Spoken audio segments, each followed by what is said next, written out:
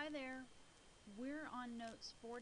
I think it might say 3-5 in your binder. I'm not quite sure. But we're on page 28 in your binder. So, today we're talking about translating sentences. Alright? So we're looking at those key words and we're figuring out what operations are happening between the numbers when we're looking at those words.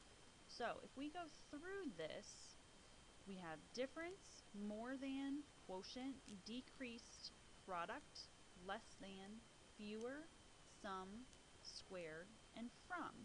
And we're going to sort those words into the different categories. So do the words mean add, subtract, multiply, divide, or are they a flip word that turns around the order of a problem?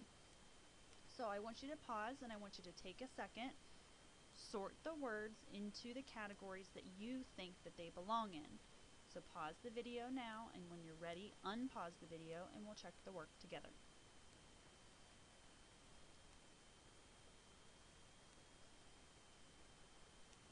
Now that you've completed your work, let's check it together. So difference. Difference is actually going to go in subtract.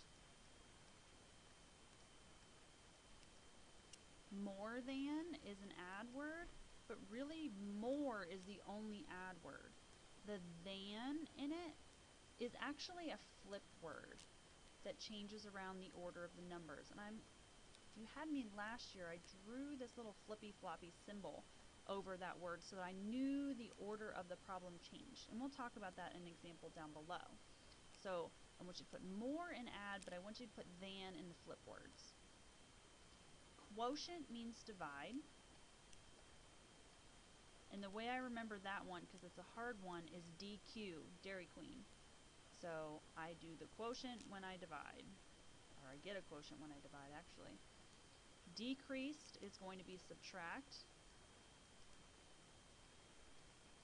Product is the answer to a multiplication problem, so product means multiply. Less, we're just going to write less in subtract. But the than means it's a flip word. It turns the order of the problem around. Fewer means subtract. Some is add. Squared is multiply. Remember, squared is a number times itself. And then from is another one of those flip words that turns around the order. So let's talk about this with some examples down below. It says directions. Write a numerical expression for each verbal phrase. Now what I like to do for these problems is I like to write either above or below them, whichever you choose, what each word means, especially those ones that are important. So the difference. Difference means subtraction of 17 and 3. So that means I am subtracting 17 minus 3. And that would be your answer for that one. If we look at the next one, 11, more means add, and than is one of those flip words, so I'm going to draw my flippy floppy arrow, then 6.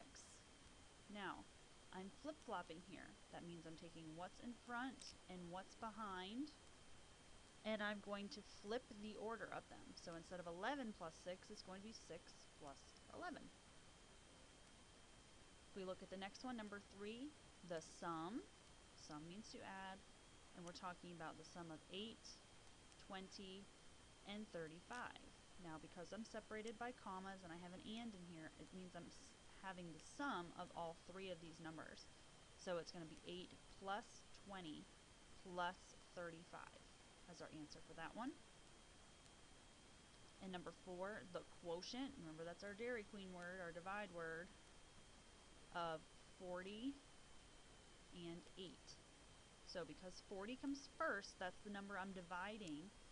So 40 divided by 8.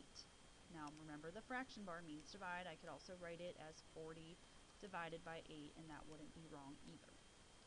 Right? So I would like you to try the 6 down below. Try them on your own. Pause the video here and try them. When you're ready, unpause the video and we'll go over them together.